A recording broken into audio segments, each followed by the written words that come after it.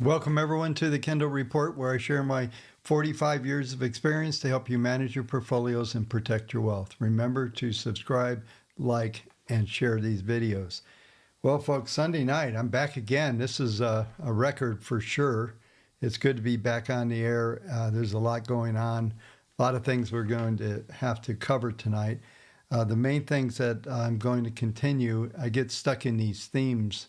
Those of you who've been around for a while, and the theme right now is watching the 10-year and watching how the treasuries act. I'm doing everything I can trying to figure out what the equity guys are thinking. I have no idea what they're thinking, but we'll try to put some technical spin on it, see if we can figure out what these guys are doing. They're loving buying since Friday. Maybe it keeps going, but we're fighting just to get back to where we were on the spike day.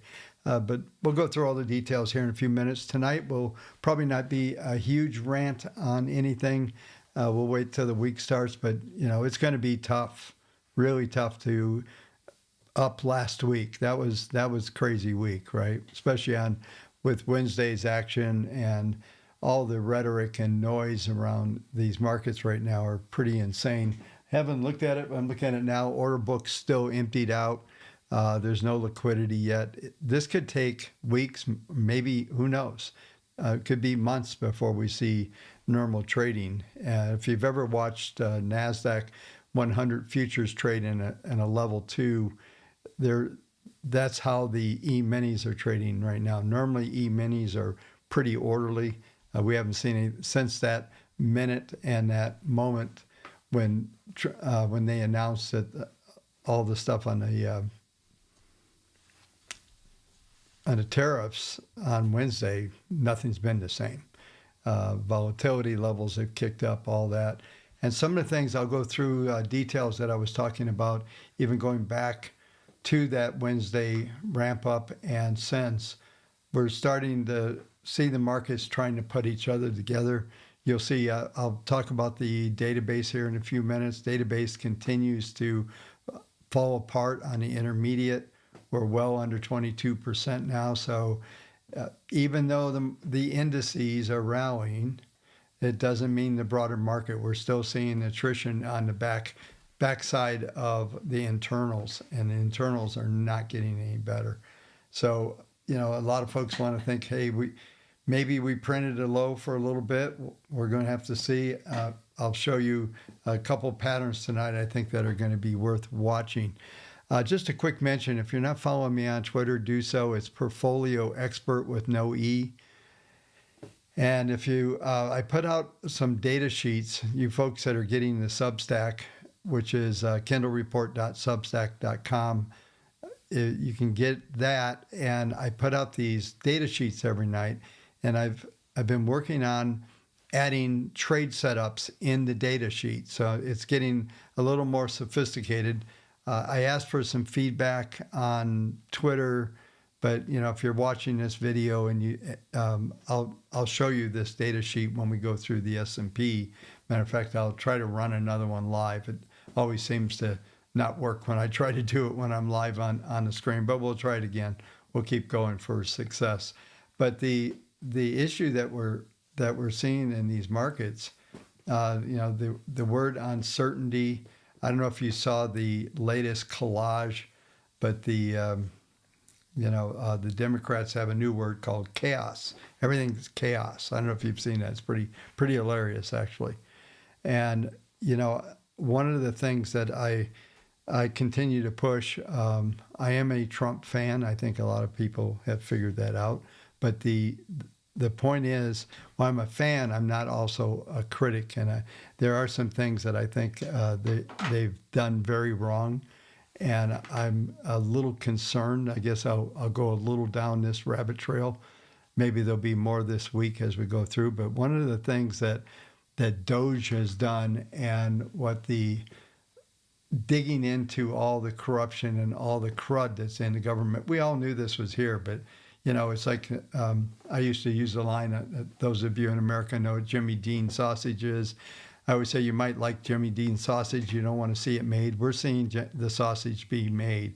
We're seeing behind the scenes of how ugly and how corrupt just about every segment of the government is. and it just seems to go on and on. It seems to be just spreading as we sit here. So here's my big concern is I feel like some things, infrastructure should have been in place ahead of all of this. I think just to go willy-nilly like they did and start exposing all this stuff and look at what we found, look at this, look at that. What it's done is not only created uncertainty in the equity markets, but it's created uncertainty in people's faith in the U.S. government and the functions that we all live under and paying taxes and all that stuff. If you go on Instagram or you go onto TikTok for a minute, you'll see a lot of very interesting stuff. I've had some conversations with people that are involved in certain things, and there seems to be a little mini revolt going on of some sort. I don't know how far it goes. We have tax day on Tuesday. I don't think I was talking with a professional who deals in that level, and we were discussing just yesterday about what the impacts are and when would we find out if there were impacts and all that. So I'm going to leave it at that. But there's definitely, my concern is that they revealed things without having the replacement. I developed this theory called DDR: discover, discard, and replace. And human beings like to, it could be a bad habit, anything. You have to discover you have the bad habit. You have to discard it. Then you have to replace that bad habit with something else. There always has to be a place marker. For alcoholics, instead of going to a bar, they go to an AA meeting, right? So they replace the interaction with guys sitting at the bar to an AA meeting. Okay, so it was, okay, I discovered I got a problem. I replaced it with this. I'm not going to do that. But humans are funny like that. And unfortunately, I feel like there weren't a lot of infrastructure to deal with some of the fallout of what we've seen. And of course, you just see all of the craziness in society going around. So that's created a whole backdrop of, like almost like flames in the background. And in the foreground, we got the markets feeling like they're collapsing, the end of the world. I tried to bring in some historic values in Substack and on a couple of my YouTube videos a number of weeks ago that, there's been a lot worse situation. This is not a collapse. In fact, I think we're down, maybe with tonight, maybe 14% or so off the highs on the S&P. This is pretty garden variety correctional type situation that happens all the time. So nothing unusual has happened yet. Okay, well, I'm going to put a yet. Nothing's happened yet. But one of the things that I pointed out to you both, I think on the Thursday night video that I did, I talked a lot about this. It's China selling their bonds, but it's not China. I think there's $20+ trillion of foreign debt, owners of our debt of foreigners. And, that as a group, any kind of material movement of, 5 or 10% of those get sold, that's several, that could be 3 to 5 billion. It could get worse, and you get into a 20% range, and all of a sudden you've got the number that, and I'll talk about it again here in a few minutes, as the possibility of getting over that 472 on the 10-year. And if we get above that, then things are going to get interesting. My hope is that right where we are right now, we reject and we come back to 4. I don't want that to happen. So just so I'm not predicting that it's going to happen, I'm saying that's a trigger point. And then if that trigger point gets hit, we trade, 4.73 on the 10-year. What happens after that? Does it reject? Does it come back in? Does it follow through? The next a couple of days after that event will be huge. So let's talk. So let's get into talking about this coming week and kind of set things up so that we have some ideas what we're going to have to deal with. It looks to me the economic calendar is pretty light, pretty typical. We got the typical claims on for the claims and continuing claims coming out, which are those numbers are like frozen, 220, 225 every week. The continuing claims goes from 1.8 to 1.9 and change back to 1.85. It just kind of stays there, and it has for maybe 2 years. It's interesting. So the labor situation just kind of stays where it is, and there's not a lot of movement. We had, I think, 1 week where we saw a claims number kind of spike up a little bit, and everybody panicked. So they do mean something, but they've been so stable they haven't meant anything. Also, we get retail sales. It's expected to be up 1%. All of the economics behind what we're dealing with right now. And I mentioned this the other day after the big spike on the rally off of the lows on Wednesday, that nothing changed. Everything that was on Wednesday was on Tuesday and on Monday and 2 weeks ago and today. Okay, going forward, nothing's really changed if you look at the metrics of everything. But we started to see we're coming into earnings season. I want to touch on that as well. The title of this video will earnings even matter? Is anyone going to look at earnings? I don't know. I don't even know if they matter. We're going to have to see what kind of responses we get, not just from the individual stocks that are reporting, but from the general reaction of the market, the sentiment. Is there any shifts or anything that happens that comes out of these numbers? I don't expect there will be, but I think it's going to be fairly neutral, and it's just going to be one story out of the White House after another, and rhetoric and all kinds of backlash and all the noise. And when you get into these noisy markets, it was interesting. I was looking at, I think it was around the last 20 minutes to the aftermarket of the futures, how they traded on Friday. And it was literally like an EKG. It just stayed in a range. I meant to look and see what the range was. At least now when we're trading, we're getting some ebbs and flows from that standpoint. Just look at a couple more notes I have here. So it looks to me that from the standpoint of the news that's going to come out, I don't think there's going to be a big deal. We have 153 earnings reports coming out. I think on Monday there'll be a concentration in the financial area, so that might affect the Russell. We look back at last week was the kind of week we had was NASDAQ was up 7.3, S&P up 5.7, and the redheaded stepchild, the Russell, was up 1.8. So we continue to see that type of movement. It was a pretty big week, considering that if you would have only been around on Monday and Tuesday, you would have thought by now the market would be at zero, that we were in a collapse. And in fact, we had a pretty huge up week as it goes. So so here's the plan for tonight, folks. We're about 17 minutes in to the show. So I'll go through a typical run of markets. So we're going to start with the database, because I want to talk about that a little bit. That has some pretty big impacts and also has a lot of forward-looking implications that I want to talk about. So let's go ahead and get into that. Let me just get that set up for you here. All right. So as we look at database, the intermediate database ended up dropping from 23% down to 17.8%.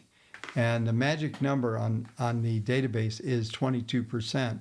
And whenever that breaks, we usually end up going somewhere between 18, which we're at already, and the first click under, to about 12%. What this means is basically there's 2 out of 10 stocks or mutual funds or ETFs that are trending to the upside right now. And there's 14,713 symbols in this database. And right now, 12,000, almost 100 of them is no position. So there's no traction from a trending standpoint. So these aren't how many stocks are above their 200-day moving average, which is a bogus or any moving average. The moving average could be going down, or the stock could, and it's above it, that doesn't mean anything. It's really one of the my pet peeves of Wall Street are these stupid numbers they come up with. How many stocks are over the 200, the 100, all that stuff. That's pretty low level thinking. There's a little bit more to the markets than that. It'd be nice if it was easy, but as a good friend of mine used to say, it's never easy. So as I look at the database and the breakdown here, we still have that one sector, utilities. I did look at one of the models has exited. This is the 3-2 model. It has a little bit more resilience after a break, but I suspect in the next, if not this coming week, the following week, we'll have no sectors long.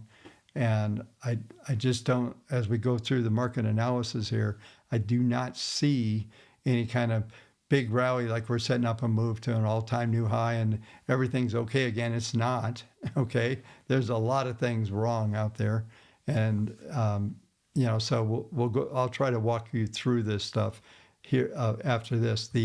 I'll bring up the daily database right now. Daily database is down to 11.9. So this is what I call full liquidation. Basically, 1 out of 10 symbols in the database has a position, and that's not much, folks. That's not enough. So one of the things that I used to be a fan of the advance and decline line, how many stocks are advancing versus declining. This is basically that same kind of metric, but more on about trends versus just whether one's up and one's down. Okay, so this is saying that the probabilities, there's only one stock out of 10 where the probabilities are for appreciation, and that's not a good sign when 90% of the database is like, I'd rather not be in, okay? And there's some symbols that are going to be tradable and stuff like that, but from a trending standpoint, that's what this database does. It doesn't care, it's not trying to, the short term is somewhere between, when we do get a position on a trade, it'll go from around 34 days to 50 days. So, and those are trading days. So that's the better part of 2 months, almost 2.5 months on a typical. And they can extend if the stock is doing well and it's trending. But for the most part, that breaks down the metrics so you understand what's going on a bigger scale of things. And right now, based on the intermediate, based on all the things that we're seeing, there's not a lot to hang your hat on it from looking at material. And this goes to that structure thing that I've been talking to you folks about. You got to have structure, otherwise you got to have participation in the market to get it to do well. And there isn't any participation at all at the moment. So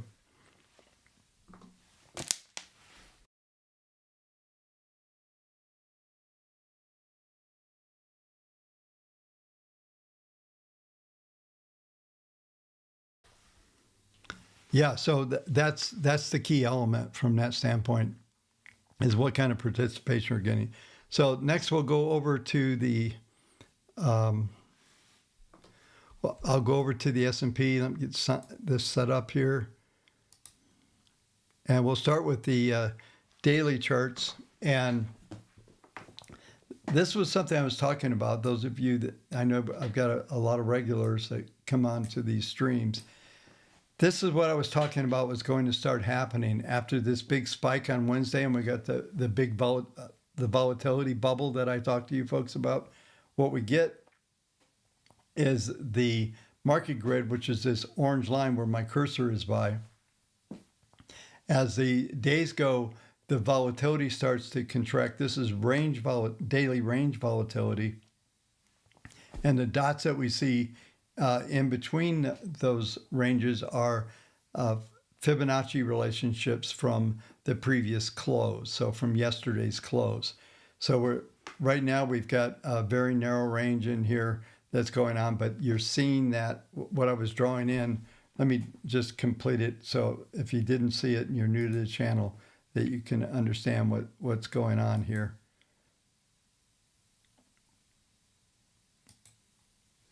So I'm talking about these orange lines here, and what they're going to continue to do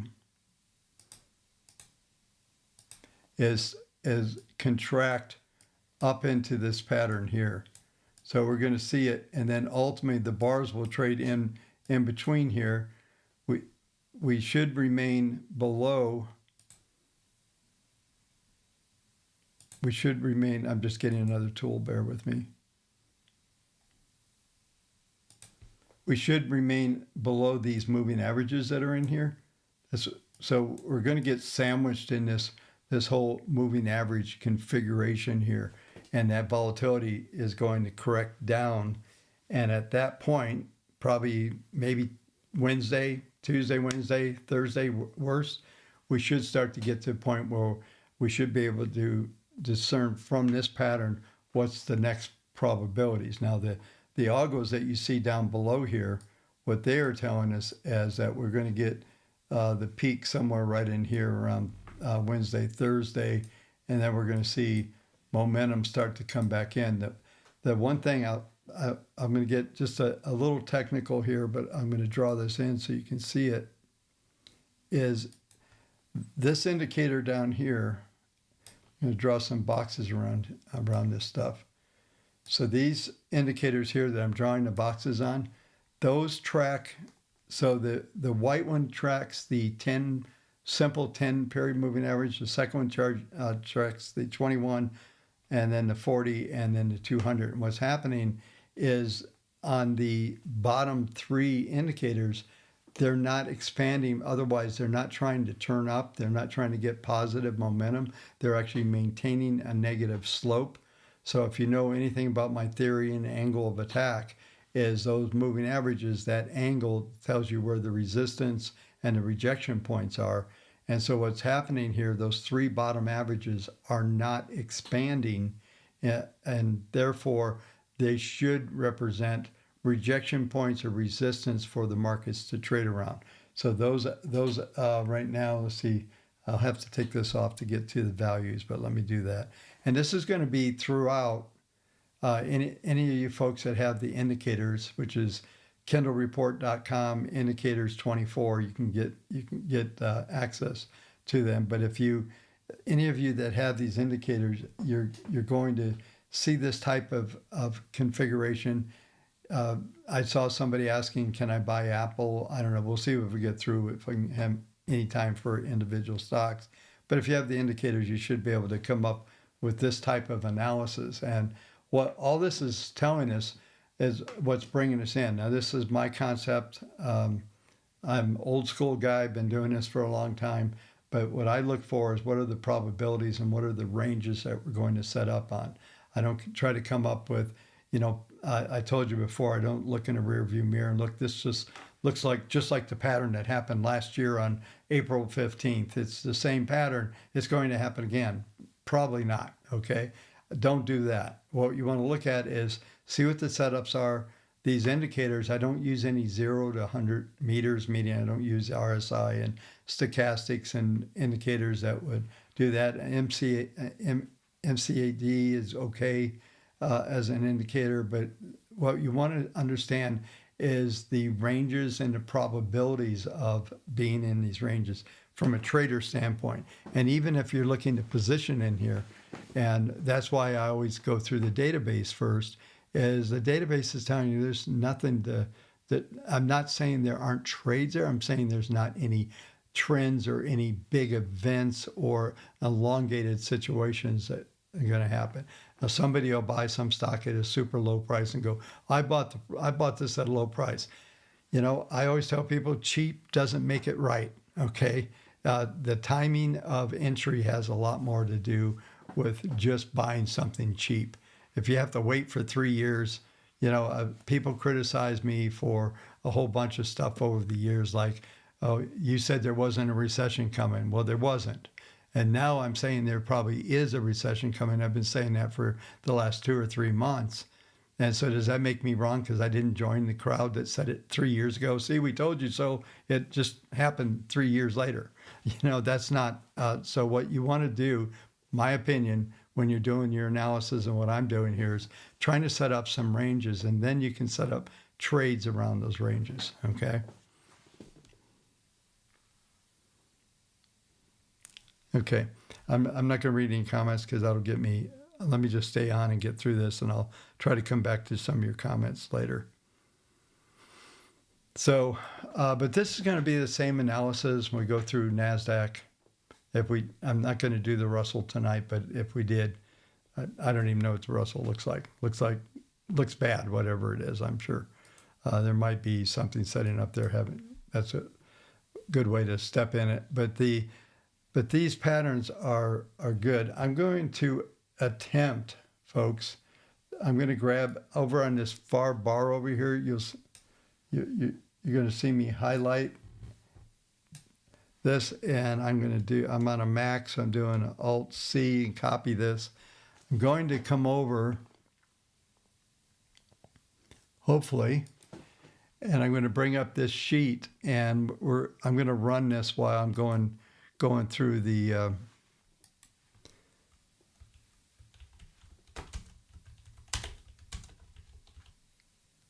so what I did down on the bottom, if I get off the screen, I just pasted in that data into, and I'm using Claude 3.7 Sonnet, and I'm just I just told it to update this sheet running this data, and we'll go through it, take a look at it here in a minute. So I just want to make sure it starts running, and then we'll move on and we'll do the NASDAQ while this is running in the background.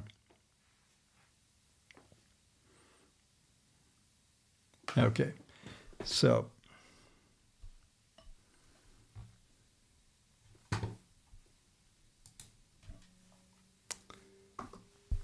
all right, so let's bring up NASDAQ.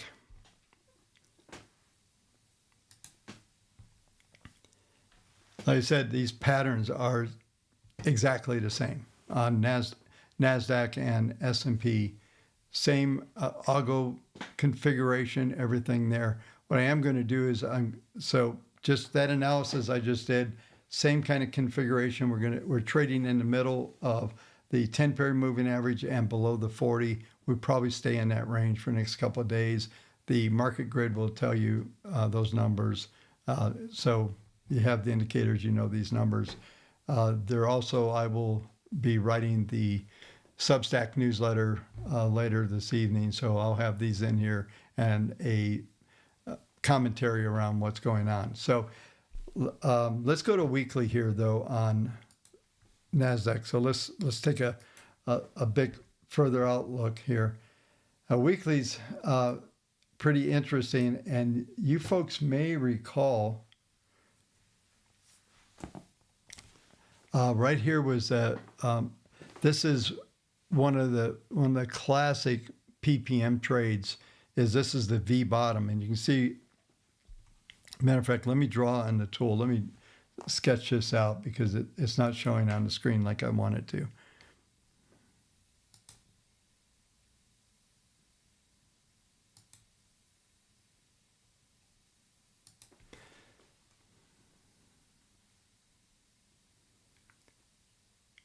So what I'm going to do is this bar right here,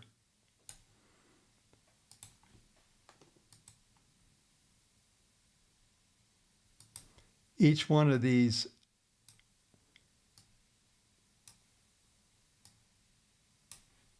I think I've been doing daily videos enough right now that you could go back and fact check me on what I'm about to say.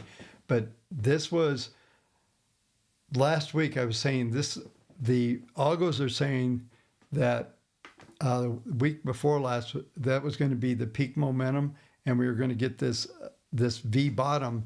All the forecasts, you see these dotted lines out here, those are forecasts of what might happen. It's machine learning using auto regression math to predict out in the future.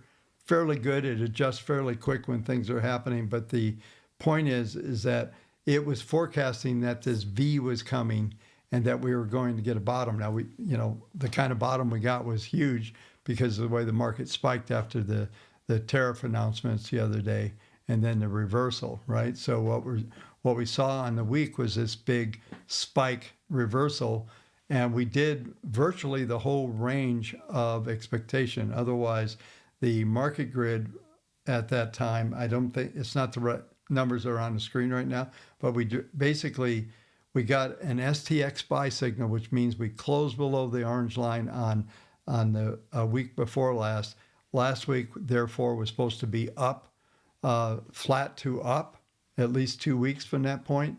And we ramped all the way up to the extreme for the week. And I'll bring these numbers up in a minute.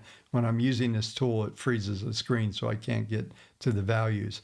But what happens here is when you get this type of reversal, now you've kind of set it from the standpoint of this range, and this is next level. So we looked at the weekly with the market grid starting to contract. The same thing is going to have to happen here on the weekly. So instead of taking, 5 or 6 days to get that contraction on volatility to happen, because you get these volatility bubbles, even if you've used Bollinger Bands, let's say you get that bubble formation. When the bubble happens, it has to contract before the markets start to do something again. So this is really just emphasizing the volatility that we have. Volatility has to contract, and what that really means is that we've got a lot of buyers and sellers, and the price discovery is going to take longer until we solidify that into the pattern or into the value over that time. Okay, so you have to realize all we're dealing with here is when we're looking at these charts is the price discovery. Those of you that know, I'm an ex-floor trader, so you see this stuff all the time, and it happens on the charts. It takes a while for, depending on the length of the chart and what level you're on, to be able to contract to that level and start to get price discovery down to going, okay, we finally got, after that big spike in volatility, everybody's put their votes in, and now we have a value. That's really what's happening. Whether it's happening on a 1 minute basis, 5 minute, hourly, weekly, monthly, whatever. That's what you're always watching here. So we're trying to get that, the voting machine's working full time right now, trying to find where that value goes. Sometimes we get the spike and it's vertical, and it's a vertical move. What's interesting about this pattern that I have up here, when we go out one more level, go from daily to weekly, we start to anticipate a little bit bigger pattern that's out there. And what you're going to see is this. The dotted line here is projecting that momentum is going to continue to get better. This right here is, I just want to make sure it's the right value. This, when we get a crossover right here, that's going to be over here. This is going to be these moving averages. Since we're below those, we're going to have resistance, and ultimately what this chart is telling us that we're going to come into this trading range, which I can't get to the values right now. I don't see them on the screen, but it's going to be between this 40-week moving average and this declining 10-week moving average. And once that is in play, then at that point in time, and we're looking at 4-6+ weeks. What is this? This is the middle of April. So we're looking at the end of May, probably, when all of this goes. I'm not saying we're going to get to do a lot of trading between now and then, but that is going to be where these weekly and intermediate patterns start to play out. And maybe during that same period of time, we can see the stabilization in the WaveTech database, start to see to get maybe some traction back in on the intermediate, the daily. All this stuff needs to happen. And, like I said, you're not going to run around find another channel like this, because most people are just looking at trend lines and moving averages and stuff on some index trading. I'm looking at the really in-depth view of the market flows that are happening. And even though, the FANGs or the Magnificent Seven, they're driving the market. No, there's thousands of stocks driving the market, and there's cash flow everywhere. And that's when you look at the in-depth view of the world and look at the world of ETFs and all the specialty stuff that's out there, there's a lot of cash flow around a lot of stocks. Yeah, the indices are weighted, so that's going to skew. But what I'm looking at is once you get the big flow of markets to go in a direction, this is why in January of 2024, because of how our database was and the forward-looking nature of that database, I told you we were going to rally at least into July and probably into October. Well, that's what happened. And what happened was that natural rotation, as long as I didn't see any fluctuation in that flow, it told us what the trends are going to do. So the underlying trends. So this is like, super depth. This is like the radar looking through the world. And right now, when you go through, it's blank. There's nothing there to really hold it up. So the indices is what we're talking, and we focus on most of the time when we're talking about the markets. But the database itself that's why it's pretty easy to predict that we're going to have rejections and the way it's going to trade around these moving averages. Okay, 40 minutes in. Let's see if my project worked.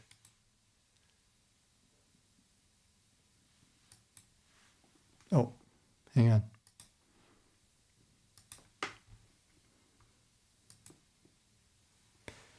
It did work.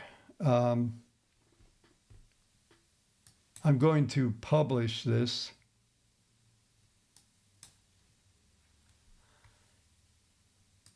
And I'm going to bring this up.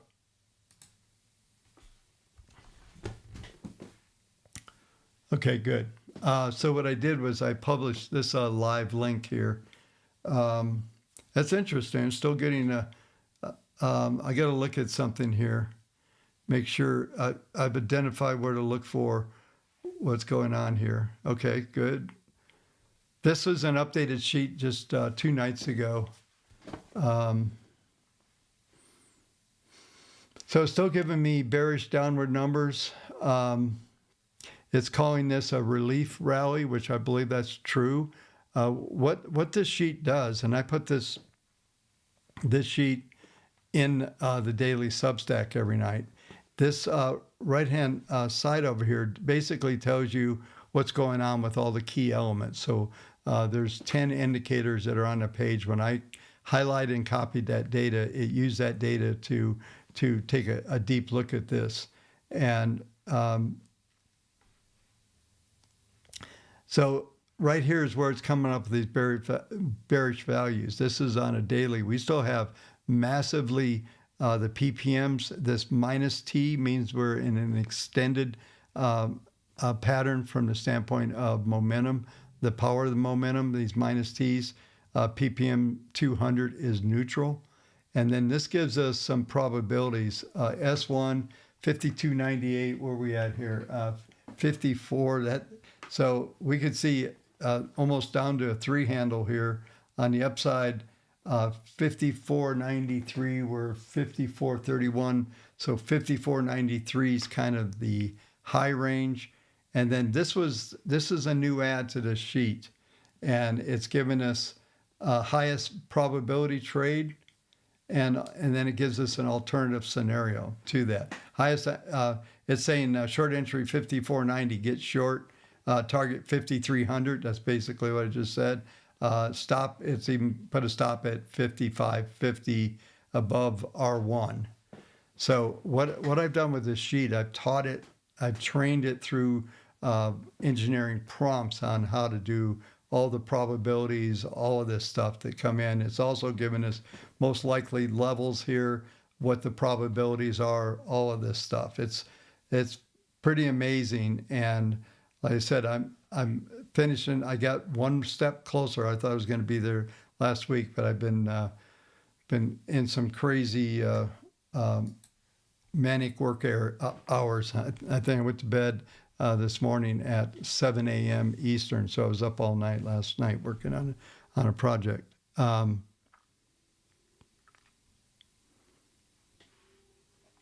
So it's kind of interesting. We brought up on this S&P where it says relief rally on this one. We saw something come up. I think it was on Thursday night. Not sure when it was, but it was like this panic selling is what it was coming up with at the time. So it's kind of interesting on the cycle position volatility. It's actually moderated. It was extreme. So we're seeing that goes to what I was talking about, the collapse of that data that was there. Okay, so back to some analysis here. Let's head over.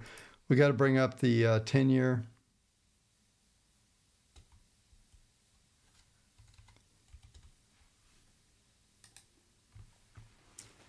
So this is the weekly on the yields. Pretty crazy week last week. We're seeing a continuation to the upside. I just want to bring up what there's some Fibonacci targets here. We just hit Fib target 1. Fib target 1 is 456. Fib target 2, 492, and 514. That's those green dots up here. And there's still upward slope here, but this is important. Just like before when I was drawing the boxes on the PPM 1s, and PPM 2 is staying somewhat neutral. It has literally no effect around the moving average. There's no upward or downward pressure. It's neutral. And then PPM 3 is actually showing expansion. So it's possible that we could get above these levels. Like I said, 492 would do that breakout over that 472 number I kind of threw out there as a pivot number on the Treasury. So this is going to be interesting to watch. If you look at just let me expand this out just a little bit. Last week's range on the Treasuries was just at an eyeball looking across this chart here, this goes back to 23. This was the biggest 1 week bar we've seen during that time. And so when you see that, was this one of those moments where it's going to break out and continue? That's this week and next week are going to be the key points there. And like I said, just watch that 472. Here's your target numbers. 492, 514 initial. If we get a breakout, this high right here was 81. This high over here was 74, and this extreme high here was 5% exactly. Let me just look something here. Yeah, 5% was had two highs right there. So 5%'s been the high water marker. But that, I think if we get through this 472 number and 481, it would be the previous high, then this thing's going to run, and that's not a good thing, as you know. And if you don't, if you want to know more about that, then you can go back and watch my opening on Thursday night's video I did for Friday. Take a look at that. Okay. Let's do Bitcoin.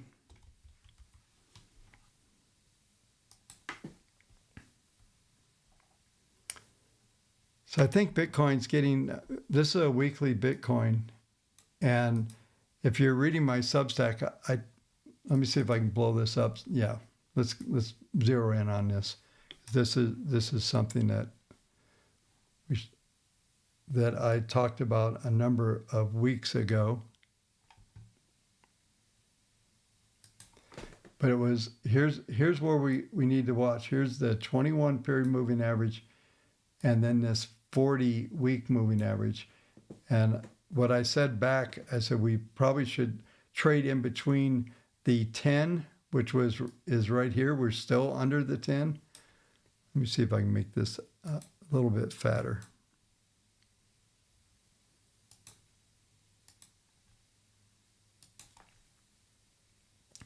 So right here is the 10.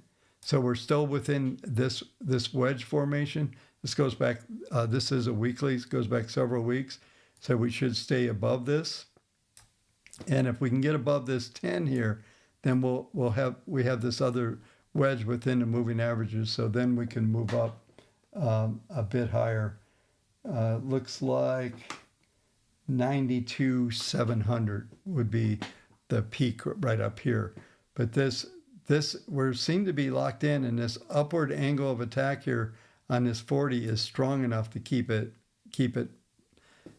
intact or moving up along that line. Let me just get some numbers up here.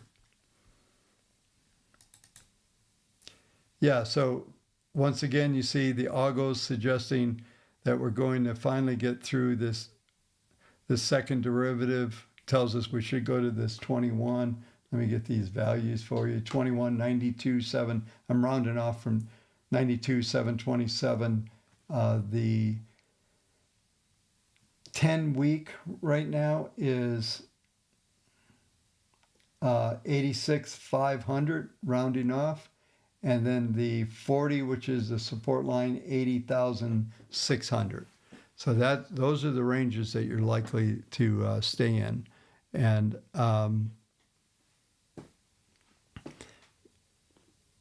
the big dilemma, and I went through I think a fairly detailed analysis of this, is what this pattern really is. And this upward slope, let me look at here. Yeah, we're still at 1.13 on ppm3.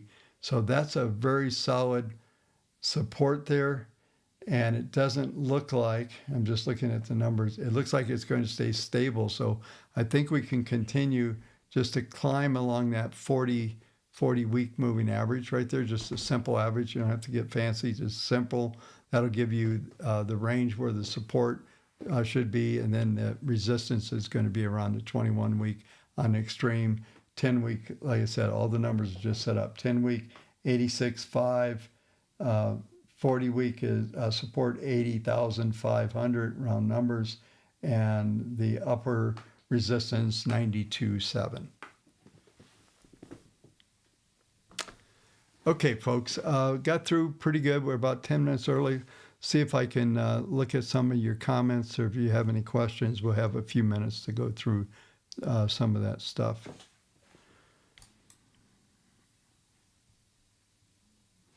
Yeah, I'm just looking. Looks like you guys are having a lot of conversations. That's good. You are listening though, right? While you're doing that. I think I showed everybody on WaveTech, I built a mining strategy out, and it's done really well. Let me just see if I can find it on the other screen. If it comes up, I'll show it to you, just to kind of, depends on if I'm on the right count or not.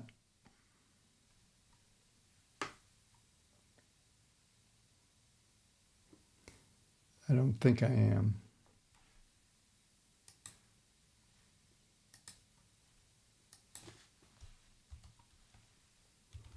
I'm trying to log into another account real quick.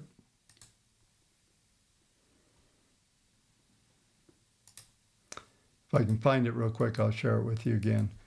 But it's sort of interesting. I think it's like the only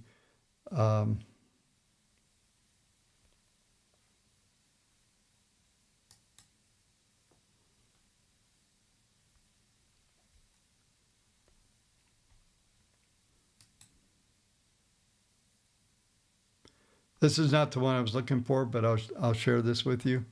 This is the utility. I built a utility. Has 18 stocks. There's still 12 longs. It's 72% invested yet, and it's just been kind of scribbling out in here, but not great returns. But 23, literally flat, up 22, 93 last year, and up 535 this year. And if we look at the stocks that are in here, let me get off screen. If we look at these stocks that are in here, these are all the different utility stocks that were chosen here. And then we can also look at the open positions. And these are the open positions that are out there right now. This is when they were entered most of these were literally a year ago. So a lot of these trades are getting somewhat old, probably closer to exiting anything. But this was based upon the theory that what we were going to see is that the utility stocks would be leaders as we come in. It's all about energy and about electric, whether it's AI.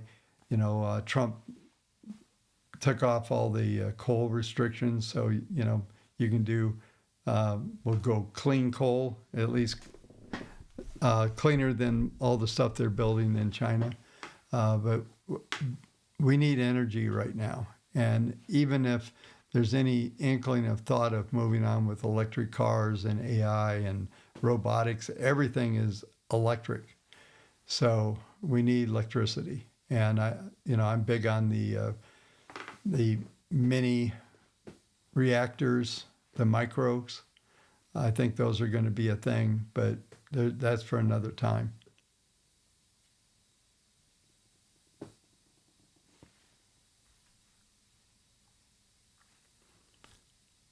Yeah, I'm just looking at some of the comments you folks have. Yeah, no, that's interesting. I'll interact a little bit for a couple of minutes here. The Fed's not coming. There's no reason for the Fed to come. Okay, the Fed's got nothing to do with anything. And I'll close out. I know a lot of people think that tariffs are inflationary. They are not. Inflation is always a monetary construct. And what we saw in the last 4 years was inflationary, which was crazy spending and bills named after inflation control that did the opposite. Crazy money pumping and cooking the books on employment. We just saw this fictitious thing, and the best way to put it is sort of like that.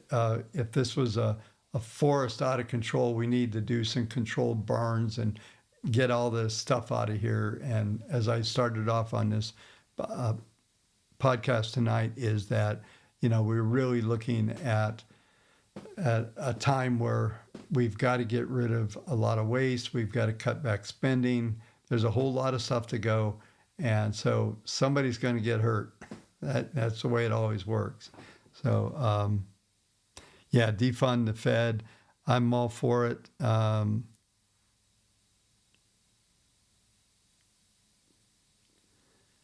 Yeah, Burns, I've always said, Todd was the worst Fed chairman ever, but now I'm going to have to go with Yellen. Okay, that woman's nuts. Grandma Yellen is nuts. But the Fed has, think about what's the Fed, what does Powell tell us his jobs?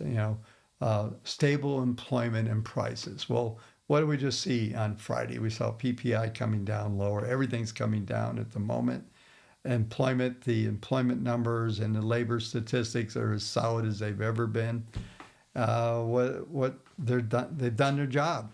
Their job is not to counteract or do things to current administration. No, none of that. So Fed's not coming. There's nothing to save, by the way. I guess people that are own the market think the job of the Fed is to make sure the market always goes up. And that's not it. It's stable employment and prices. That's it. So they have their dual mandate. We hear it every time Powell speaks. He always puts that statement in there. And it's very interesting. Let me just look.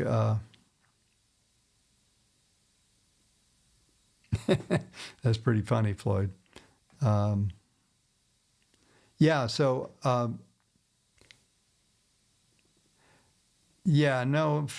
there's no reason for QE. There's no, that's not happening.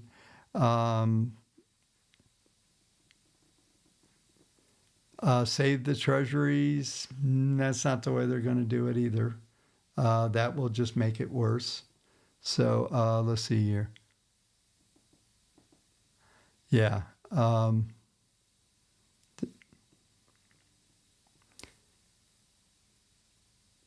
Yeah, I think nuclear is the way out of all this stuff. But just know that the Fed has no interest in getting in this game. I've been saying for 2 years that they've been trying to do is to get out of the game of QE, QT. They want to get the balance sheet. I took the last note that they did when they lowered the amount that they're selling on the QT is that they're getting close to the point where the balance sheet needs to be. If you go all the way back, all the way 5 years back to 2020 and the pandemic, after they pumped all that money in, uh, they've been making it clear in the next year after that that they don't want to be in this micromanaging. They're not micromanaging the markets. They're micromanaging those two metrics. And I think Paul wants to stay there. I don't think he wants to get into wars or anything going on with Trump. The Fed, as some people would love, and I wouldn't hate it, would end up like the Department of Education. That's always a possibility. But as we come down into, if you remember in 2020, they basically told banks they don't even need to hold any assets. We'll do that for you. We'll fix anything that's out there. Those of you that were around back when we had the Silicon Bank issue, I was on a big Twitter space, and 15 minutes before they did it, I said, all the Fed has to do is open up the discount window. That's what it's for. There was no banking crisis that happened then. All it was a few banks had dislocated capital, and in fact, I'm convinced that on the Silicon Bank, the president of Silicon Bank was also on the board of directors of the San Francisco Fed, and I think there was some kind of conflict, something going on why certain things didn't happen. The state regulators are the only ones that have the ability, which is shut the banks down, and so the state made the first step, and then the feds came in to back up and redistribute the assets. So probably one of the most best learning curves there was is going back to the GFC when they were closing thousands of banks, it seemed like every day. Not just the big banks, but all the little banks out on the street were getting wiped up left and right. But you could see a lot of the FDIC and all the stuff that was talked about in disasters. Just know that most of the time, like if somebody said, "Oh, they did a study on this," the study was made to benefit somebody. Okay, it's the same thing with a lot of these, all of this propaganda that goes around the financial news networks and all of those.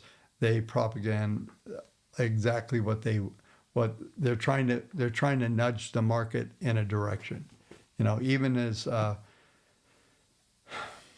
I'm just trying to be nice. Guys like Kramer and all those guys, they're highly.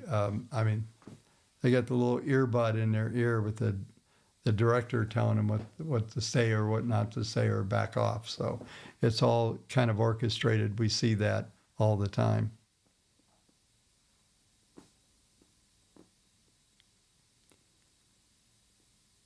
Yeah, you can call for a bottom. Maybe you're right. I'm not worried about it because, this is the thing. There's no advantage in calling the bottom. I've never tried to be the Harry Dent guy. This is the collapse. This is the highest it's ever. That's a bad business to be in. What I'm in is into trend following the trends. And right now there is no trend. If there's a low, so be it. It may be, but there's nothing to gain from predicting it, in my opinion. I would rather be in a stock when it's trending than trying to figure out where it's going to stop going down. Usually it will take a fair amount of time for it to recover. So, it's all good. That's ego stuff, things like that. I have been involved, but not intentionally, in calling major tops. But I was just doing my job, and that's all I do every day. And I think that's I try to bring out that in this channel is like be methodical, understand your metrics, do the homework, make good quality decisions. And I happen to have a massive environment that Wave Tech thing looks pretty hokey because it's an old version. I usually never show you guys the upgraded software, but the reality is, it works. It does a lot of job. We run over, I think, 10.6 million calculations every night, just looking for changes. And right now, we've looked for the changes and we found them, and we've been deteriorating. The underlying trends are deteriorating. The price of this index has nothing to do with what's going on with this market, just so you know. Indexes are not the market. Indexes are most of them are heavily weighted, cap weighted in some way. So there's only the top end of stocks will move the index prices. When you start to get into broader markets, it tells you about the bigger trends. So anyway, I think it was a good show tonight. Appreciate everybody coming to watch. We're going to call it quits here, and I really appreciate everybody coming. I'm getting 6,000-7,000 views and still not getting 1,000 likes. I mean, it doesn't hurt. Hit the like button before you leave. Hopefully we have 500 before we leave out of here. So, okay, folks, have a good evening. See you tomorrow night, same time.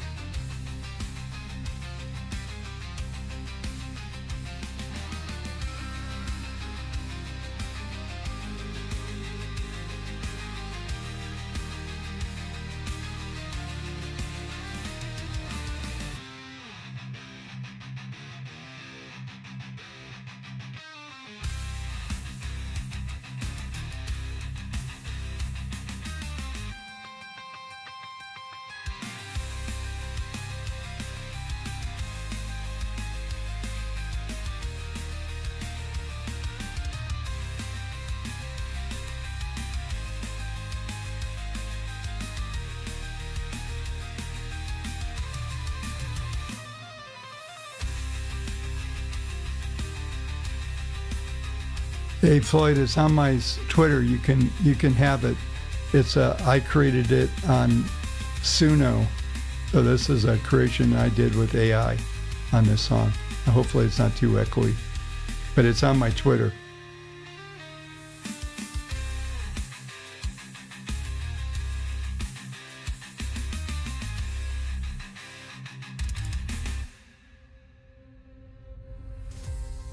I made it with a prompt. SUNO, and it's on my Twitter. I tweeted out the link to the song if you want to check it out.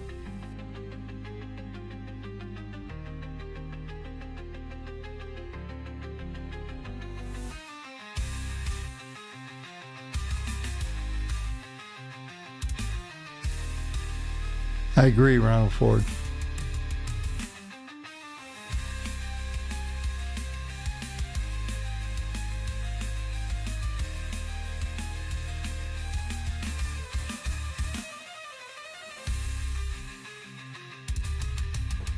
Hey, Jeffrey, I just saw your comment. I think the dollar's got a ways to go.